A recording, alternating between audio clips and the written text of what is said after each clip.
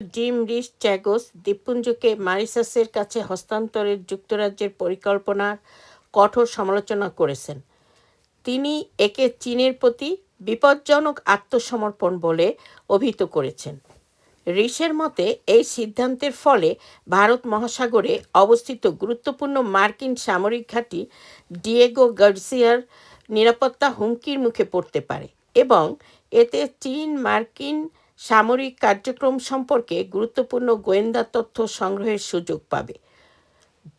যুক্তরাজ্যের প্রতিরক্ষা সচিব জন হিলি ঘোষণা করেছেন যে দেশটি তার প্রতিরক্ষা কৌশল পুনর্নির্ধারণ করছে, যেখানে ন্যাটো ও ইউরোপীয় প্রতিরক্ষা এখন প্রধান অগ্রাধিকার পাবে।